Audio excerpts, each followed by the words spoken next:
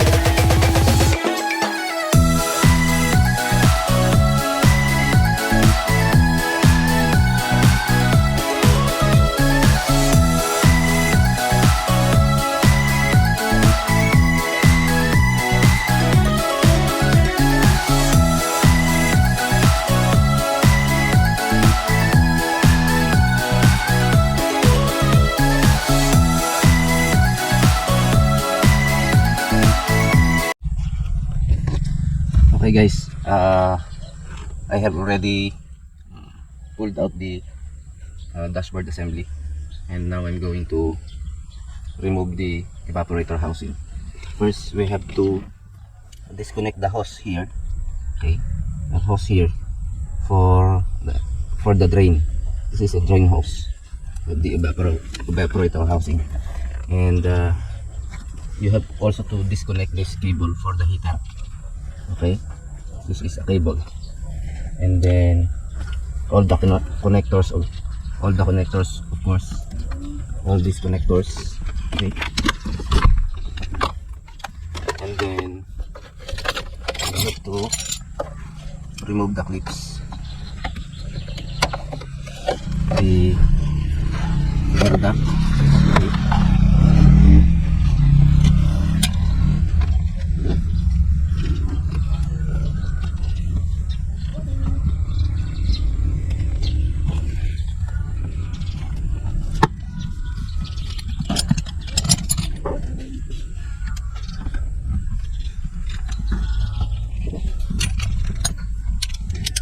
And you can now remove the mounting bolt, 10 mm. I mean mounting nut. This is mounting nut, 10 mm.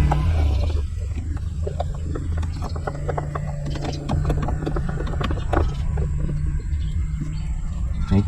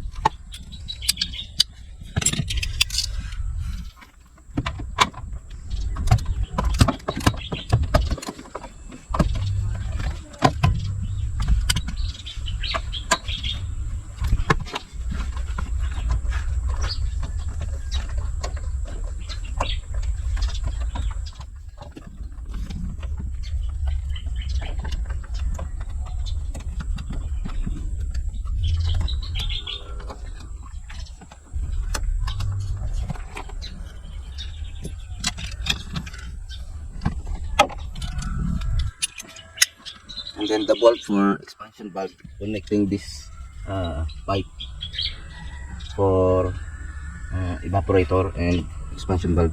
I'm going outside to remove the bolt and disconnect the AC pipe.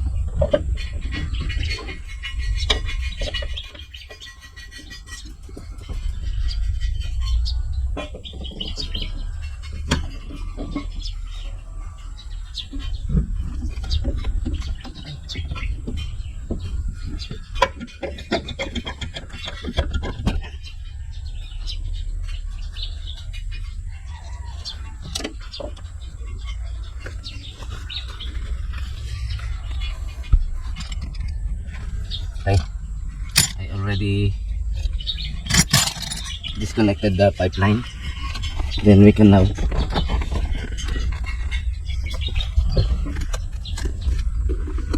there is still bolt inside. Okay.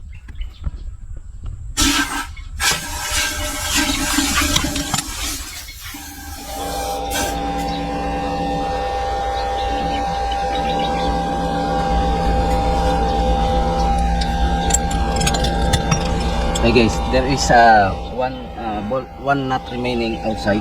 This is 12 mm nut. So you can remove using box wrench 12 mm or a socket wrench. Okay.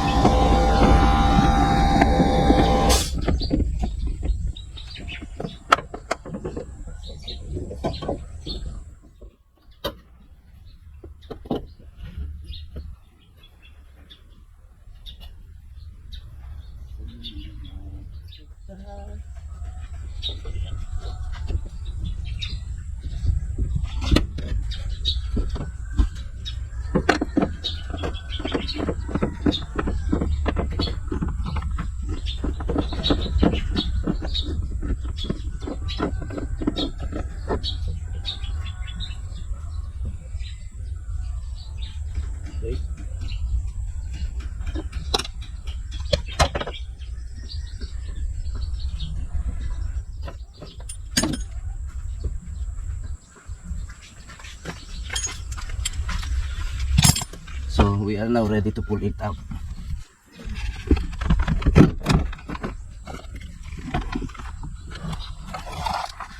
Okay.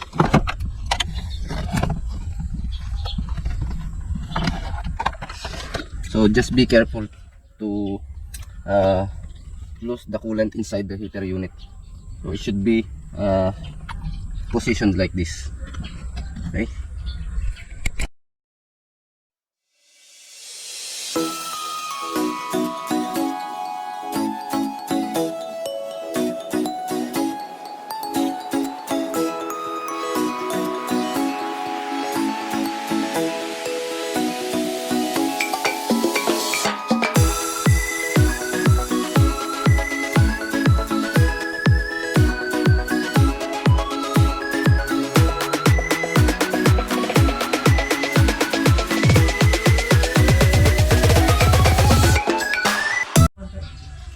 Ito na guys, yung evaporator.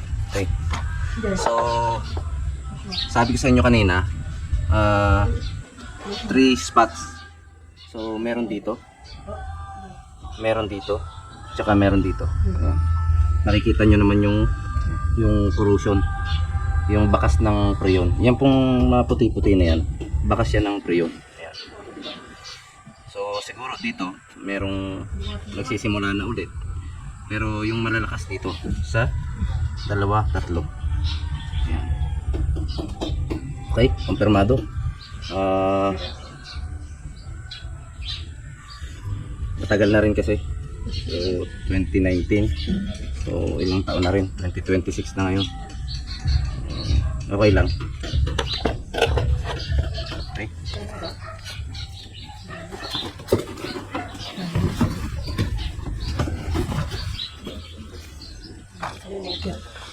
Ito yung bagong evaporator. Okay naman, parehas naman. Ayan. Okay. And then itong thermo switch guys, itong thermostat sensor, temperature sensor ng evaporator, iingatan nyo kung saan siya nakakabit, kung saan siya nakalagay, doon nyo rin ipapasok. Okay. Napaka-importante nito guys, kasi ito nagse-set ng temperature ng inyong evaporator. Kung siya ay kung siya ay frozen na or hindi pa enough yung temperature ng evaporator para palamigin yung loob ng inyong sasakyan. Okay?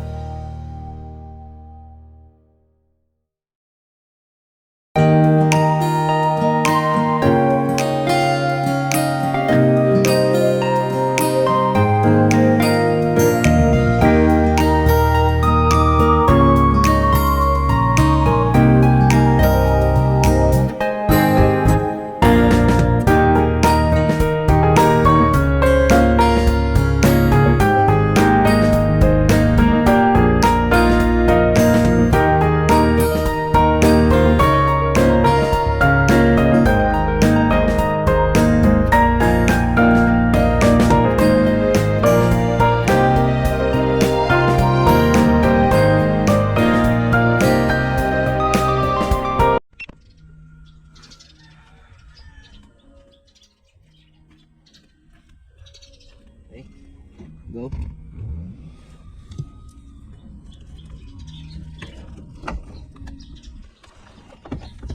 Shoot na dyan.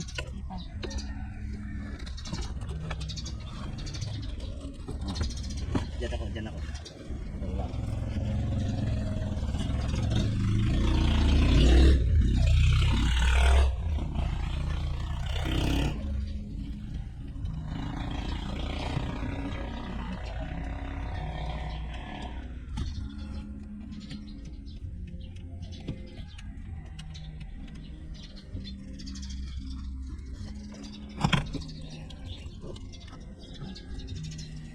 Sabay.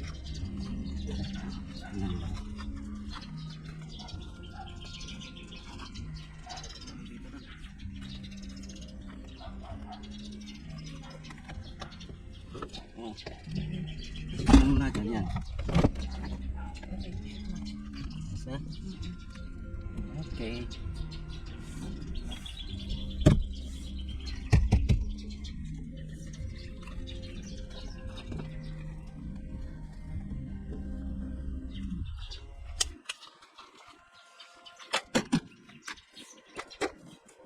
Okay, thank you.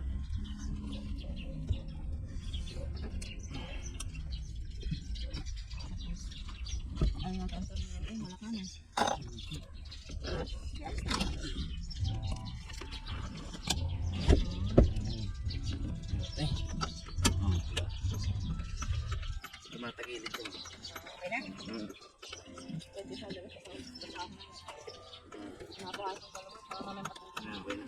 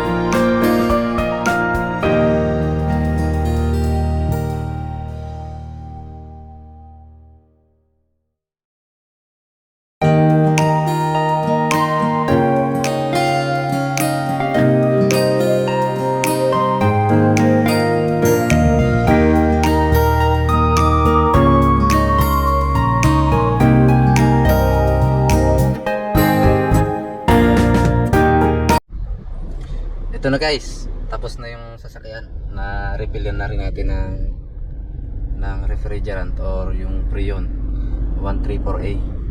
Okay, so niro-road test ko na ngayon. At ito, malamig naman, sobrang lamig. Dual nga pala ito guys, dual ang climate control nito.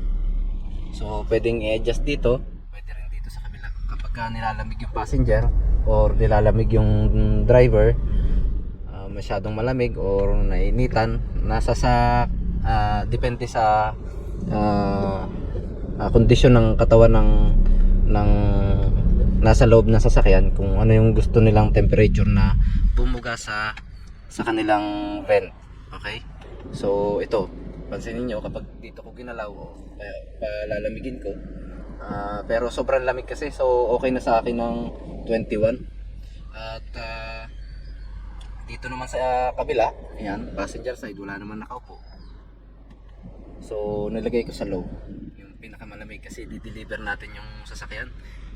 Baka hindi masatisfied sila ma'am at saka sila sir sa lamig ng aircon, pero sobrang lamig na, kaya sa akin, para sa akin, sobrang lamig na nito. Ayan oh, ang kanyang ayan, naka AC on. Ang mode niya ay ito, meron sa baba, meron din sa taas, yung vent, yung air vent. Okay, yung airflow ng ng aircon. So ayan guys, so ito yun.